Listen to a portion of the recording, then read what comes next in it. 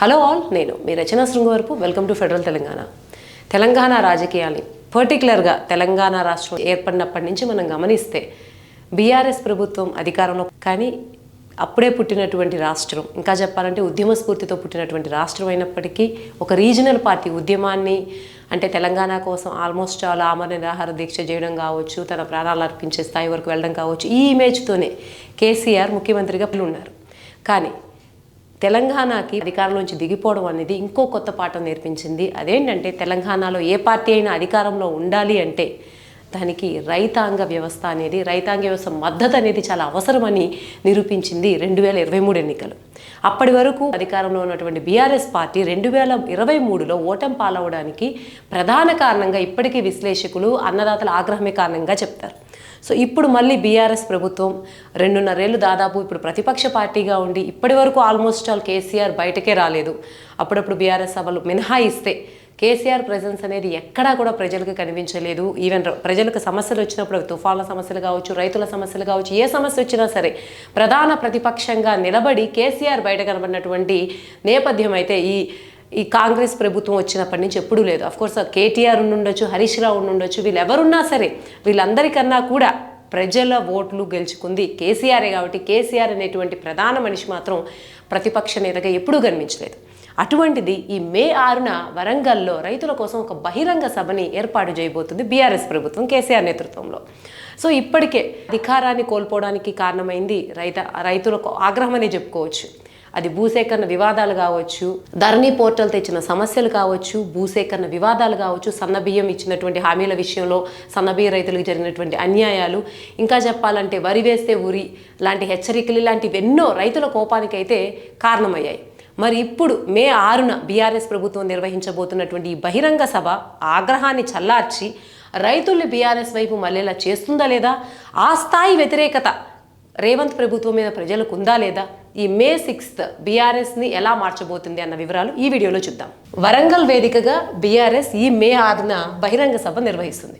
సరే, దీని అంతర్గంగా వెళ్లే ముందు ఈ 10 ఏళ్లలో బీఆర్ఎస్ ప్రభుత్వం మీద కోపం రావడానికి కారణం ఏంటి రైతులకు అన్నది ఒక్కొక్క పాయింట్ చూద్దాం. ఫస్ట్, ధరణి పోర్టల్ వైఫల్యం.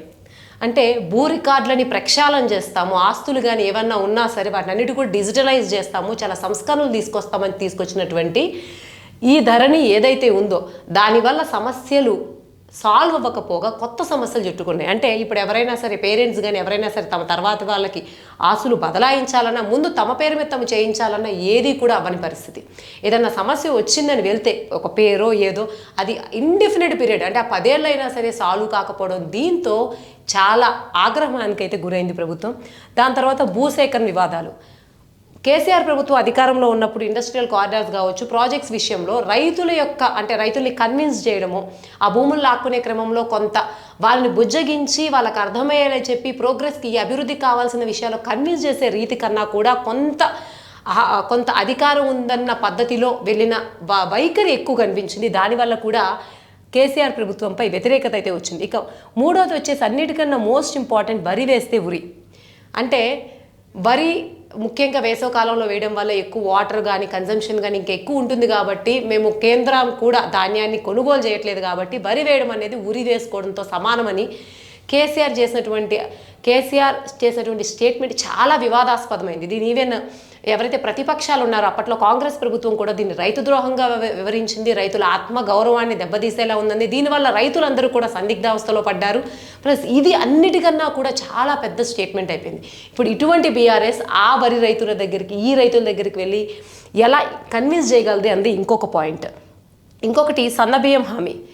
బీఆర్ఎస్ ప్రభుత్వం అధికారంలోకి రావడానికి వాళ్ళు చెప్పినటువంటి ఎన్నికల మేనిఫెస్టోలో ఒక అంశం ఏంటంటే రేషన్ కార్డు ఉన్న ప్రతి ఒక్కరికి కూడా సన్నబియ్యం ఇస్తానని.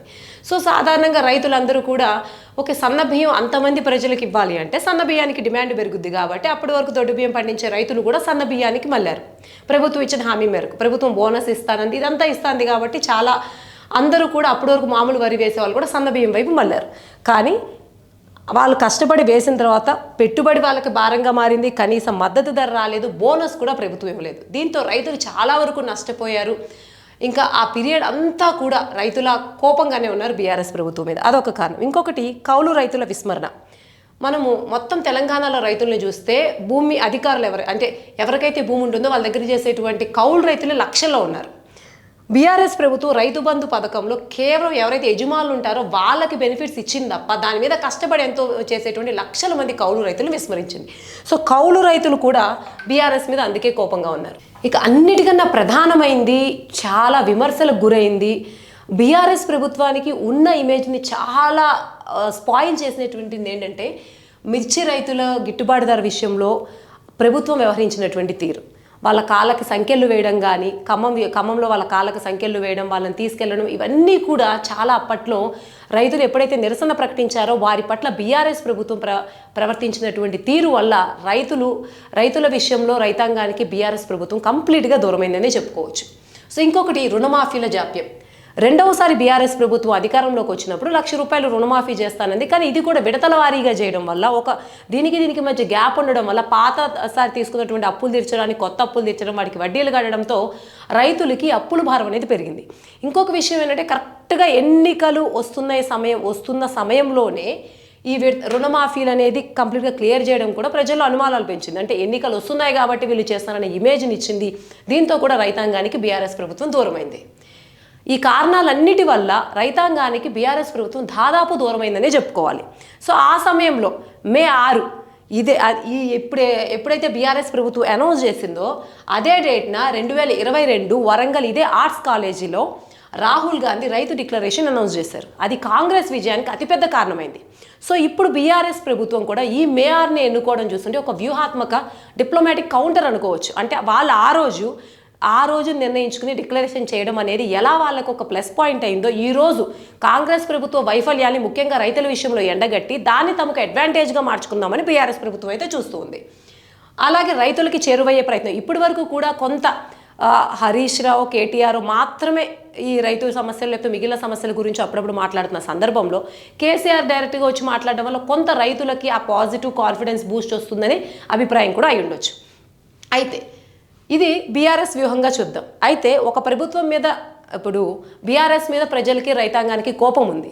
ఆ కోపం ఇప్పుడున్న ప్రభుత్వం మీద ఇంకా అంతకన్నా ఎక్కువ ఉందనుకోండి, అప్పుడు ఖచ్చితంగా బీఆర్ఎస్ వైపు మగ్గు చూపించే అవకాశం ఉంటుంది. కానీ ఇప్పుడు ప్రజలకి రేవంత్ ప్రభుత్వం మీద ఆ స్థాయి అసంతృప్తి ఉందా? ముఖ్యంగా రైతుల విషయంలో తీసుకుంటే అఫ్కోర్స్ రేవంత్ ప్రభుత్వం తీసిన కొన్ని హామీలు రైతుల విషయంలో నెరవేర్చలేనటువంటి ఆరోపణలు అయితే ఉన్నాయి. కానీ కేసీఆర్ ప్రభుత్వంతో పోలిస్తే అంతో ఎంతో సానుకూలత ఉంది. ఇప్పటికీ చెప్పాలంటే కేటీఆర్ లాంటి వాళ్ళు కానీ, హరీష్ రావు లాంటి వాళ్ళు కానీ, ఇంకా బీఆర్ఎస్ ప్రభుత్వం మొత్తంలో ఎంతమంది నేతలు రైతుల్ని రెచ్చగొట్టే ప్రయత్నం చేస్తున్నా, కాంగ్రెస్ వైఫల్యాలు ముఖ్యంగా ఈ రైతు అంశాల చుట్టూ కేంద్రీకరించి చేస్తున్నా వారు అంతగా సహకరించట్లేదు. అంతో ఎంతో రేవంత్కే వాళ్ళు సానుకూలంగా అలాగే సుముఖంగా ఉన్నారని చెప్పుకోవచ్చు. దానికి కారణం ఏంటంటే కేసీఆర్ తను పరిపాలన చేసిన సమయంలో ఎప్పుడు కూడా ఇంత డైరెక్ట్ కమ్యూనికేషన్ మెయింటైన్ చేయడం కానీ యాక్సెస్ కానీ ప్రజలకు ఉండేది కాదు. కానీ ఎప్పుడైతే రేవంత్ రెడ్డి ప్రభుత్వం వచ్చిందో కొంత ఏ సమస్య వచ్చినా సరే, మొన్న ఆర్టీసీ డ్రైవర్ స్ట్రైక్ కావచ్చు, ఈ గతంలో ఎన్ని సమస్యలు వచ్చినా సరే ఎంతో కొంత సమస్య ఉన్నప్పటికీ అడ్రస్ చేయడము, దాని గురించి స్పందించడం అనేది రేవంత్ రెడ్డి ప్రభుత్వంలో ఎక్కువ కనిపిస్తూ ఉంది.